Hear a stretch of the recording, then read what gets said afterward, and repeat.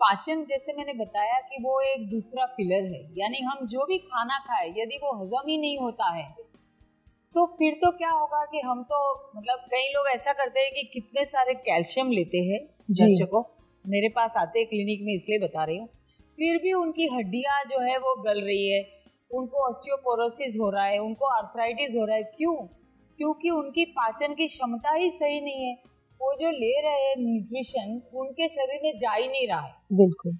तो इसीलिए हमें रोज रोज पाचन पे ध्यान देना है। तो पाचन ठीक नहीं, उसके लक्षण ये है कि जब हम खाना खाते हैं तो पूरा गैस बन जाता है, ऐसा लगता है जैसे पत्थर सा बैठ गया कुछ, है ना। और शरीर जो है वो थोड़ा सा ही खाओ कि फूल जाता है। यानी पाचन यानी केवल शरीर में हजम करना ये नहीं, चयापचय भी पाचन में आता है। आयुर्वेद बोलता है कि अग्नि, यानी कि जैसे कि हम एक पानी हो और हम एक ग्लास ऑफ वाटर, यानी ग्लास ऑफ वाटर जो है वो पानी का एक स्वरूप है कि नहीं, या पानी की नदी वो पानी का स्वरूप है। तो उसी तरीके से पित्त वो रॉ मटेरियल है और उसमें से जो एंजाइम बनते हैं वो उसकी प्रोडक्ट है। वो सब जगह सही ढंग से बनने चाहिए, तब जाकर के हम जो खाते हैं वो हजम होता है। वहाँ से वो खून में मिल करके हमारे शरीर में रोजाना करोड़ों करोड़ों कोष मरते हैं और करोड़ों नए पैदा होते हैं। तो ये नया पैदा होने की प्रक्रिया तभी ठीक ढंग से होती है जब हमारा खाना हमारे शरीर के कोषों तक पहुँचे। जी। तो ये पहुँचने के लिए हमारा अग्नि सही होना चाहिए। उसके लिए हम 2-3 चीज़ ही करनी जरूरी है। एक सिंपल सी चीज़ें हैं, जैसे मैंने बताया लाइफ बहुत कॉम्प्लिकेटेड नहीं जी सकते हैं।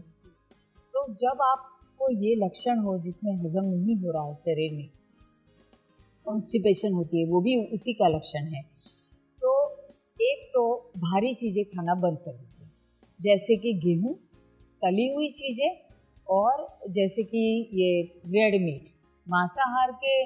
मैं तो खुद वेजिटेरियन हूँ और मांसाहार के अगेंस्ट नहीं हूँ मैं। हाँ, वेजिटेरियन होने से मन और शरीर बहुत अच्छा रहता है। लेकिन यदि किसी को नॉनवेज की आदत है तो फिश चिकन हैवी नहीं है, एग हैवी नहीं है, लेकिन जो रेड मीट होता है, बीफ पोर्क वगैरह जो बोलते हैं हम जिसे, ओके मेरी हिंदी इतनी अच्छी नहीं है, कभी कभी मैं इंग्लिश शब्द का भी इस्तेमाल कर लेती हूँ लेकिन ये चीज़ें बहुत भारी है, बस उतनी चीज़ों से दूर रहिए। जैसे हम बाहर खाना खाए तो यदि आपको ये लक्षण है तो आप मैदे की रोटियां मत खाइए ना, आप दाल चावल खा लीजिए, आप बिरयानी खा लीजिए, या पुलाव ले लीजिए, या वो जो डोसा इडली वगैरह जिसमें राइस होता है, तो गेहूँ ना खाइए। ये छोटी सी चेंजेस करने से इतने फर्क पड़ते हैं कि पूछिए नहीं, लोग महसूस करेंगे अपने जीवन में। और रोज एक 3 से 4 स्लाइस अदरक के रॉक सॉल्ट के साथ हल्का सा मिला करके, और यदि आपको पित्त ना हो तो नींबू भी डाल सकते हैं, वो रोज खा लीजिए। बस इतने सिंपल करने से अग्नि हमेशा अच्छा रहेगा और आपको हमेशा फिर कोई आप जो खाएंगे वो हजम होगा। एंटी एजिंग की ये सीक्रेट है कि जो खाए वो हजम हो और अच्छा खाए, बस।